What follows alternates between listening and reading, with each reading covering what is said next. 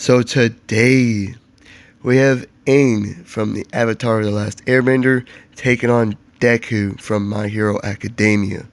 Who wins? Let's find out. So, first let's talk about Deku. Izuku Midoriya, or Deku, was chosen by All Might, the number one hero in the world, to be his next successor of his quirk, One for All, and he trained rigorously and extensively for like the next 11 months to be in a good enough shape to use the quirk so he wouldn't die, so his arms and legs wouldn't just blast off his body. At first, he had zero control over this quirk and would just throw attacks at 100% of his power, which would break his bones. As of Season 5, he's confidently fighting at 8% and can jump to 20% if he needs to, but doing this is painful up and down his body. And 20% is the highest I'm letting him go in power, as 100% would wreck Aang. Like, if we used the Deku who fought Overhaul, man, I don't think Aang has a chance. So yeah, we're keeping him at 20%. So all his quirk does is enhance his physical prowess. Higher the percentage, the stronger, tougher, and faster he becomes. At 5%, he was able to send Todoroki flying twice, send Stain flying, bring a weakened and restricted All Might to a knee after punching him in the face. He endured a brutal beatdown from Muscular, nearly killed by the guy, and endured it and was able to come back and beat him. He also took hits from All Might during his final test. And he also just kept on going after breaking most of his fingers and his arm repeatedly during his fight against Todoroki at the sports festival. And he was able to keep pace with Bakugo and narrowly dodge some of Muscular's very fast attacks. At 8%, he was able to hurt Bakugo and send him flying, take his explosions, and remain conscious after being driven into the ground, causing a big explosion by Bakugo as well. And he was fast enough to dodge some of Overhaul's attacks while getting closer to him, and keep up with Endeavor. At 20%, he cracked the ground around him when he went from 8 to 20% and sent Overhaul flying once. He endured being pierced through the leg and arm by Overhaul's barrage attack simultaneously, and he is much faster now, like significantly more faster. Wow. He doesn't really have any feats, but he's a lot faster. Okay. Now let's get on to his fighting style. Although he can and does use his fist from time to time, he's actually came up with his own fighting style called the shoot style, which focuses his attack and power on his legs for kicking, and he is constantly trained to perfect it. He also has Air Force. This allows him to project a concentrated blast of air by flicking his fingers. This gives him an easy long-range attack, and he can rapid fire it. And lastly, he has studied and analyzed heroes and their quirks for years. This means he has a great understanding of how quirks work and can usually come up with the best way to combat/counter them. Basically, he's a great strategist and tactician because of all this studying he did over heroes and their quirks while growing up. Also, I know he has the Black Whip right now, but he hasn't mastered it, and so I'm not gonna use it for this fight against Aang. Speaking of Aang, Aang was a simple air nomad, but then when the previous Avatar died, he became the Avatar, and eventually went on to be the only person in the world who had mastery over the four main elements. Even as a 12-year-old kid, he was capable of busting through and carrying large boulders, bust through stone pillars, and easily toss furniture all around. He's quickly recovered from being sent flying through walls and through a balcony, being cratered into the ground by Bumi, and fire blasts from Zuko, Azula, and Ozai. He even survived a lightning blast from Azula. But speed and agility is where he thrives physically. He's routinely dodged or redirect or deflected arrows, spears, as well as fire and lightning blast.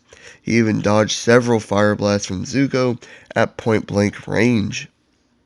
On top of that, he had mastery over the four elements.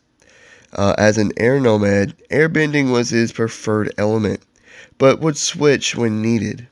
With air, he could project air blasts, create small tornadoes, and even levitate on this ball air thing to travel at great speeds. He could basically do the same with the other three elements. In addition to his earthbending, he could also cover himself up in this earth armor for greater durability. He carried this staff that could project his air and fire and it doubled as a glider. He can also enter the Avatar state, a state of power that connects him to all the past avatars, which grants him their power, knowledge, and experiences. Also, while in this state, he can bend all four elements simultaneously instead of having to switch between them. He can also energy bend, which he used to permanently take away Ozai's fire bending. And now, one last thing about each of them. As a bender, Aang can't manifest an element out of thin air. There has to be a source for him to draw upon. This isn't really a problem when it comes to like air and earth, but there has to be a source of water and heat/fire in order to water and fire bend. But it doesn't matter if Deku has the most powerful quirk in the world and has an incredibly high stamina and endurance. Quirks are still physical abilities. Using them is like straining a muscle. Eventually, you're going to hit an upper physical limit and get very winded and even hurt yourself. This will happen to Deku eventually, and the longer he stays at a higher percentage, the faster he'll reach this limit. So, who wins? Well, I think Deku, even at 5%, is already physically better than Aang. Not by much, but I'd say he is. He's also a better hand-to-hand fighter due to all the training to be a pro hero and master one for all. And he's going to be constantly thinking of the best way to counter Aang's elemental attacks. On the other hand, Aang is more versatile. Deku only has his physicality and his Air Force finger flicks. Aang has the four elements. Outside of projecting blasts/projectiles of each element, he can create small tornadoes, these large water whips, and earth barriers, shields, and armor. He didn't use fire that much due to its destructive nature, and he's more pacifist nature, but he did when he had to. I think this versatility edge plus Deku constantly thinking of a way to counter him, serving as a small distraction, might just grant Aang the upper hand. But then Deku is jumping to 8%. Now he's got a real physical edge over Aang, and is now easily dodging or just smashing through any blast that Aang sends at him. Now Aang is on the defensive. I imagine Deku landing a good kick that sends Aang flying at this point. Aang needs to level the playing field and will enter the Avatar state. Now, not only can he bend all four elements simultaneously, his elemental power is just greater now. Once again, the tide of this fight changes as Deku is now having to dodge or endure bigger, more powerful elemental attacks.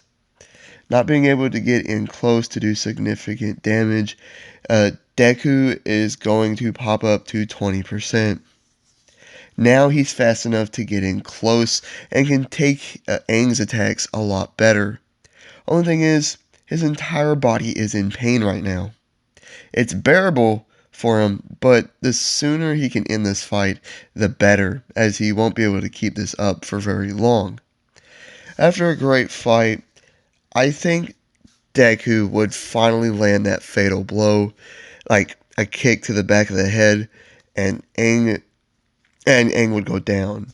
Aang could win, either by just outlasting him, or maybe if he can get up close to Deku, he might be able to energy bend and just bend all of Deku's energy out of him.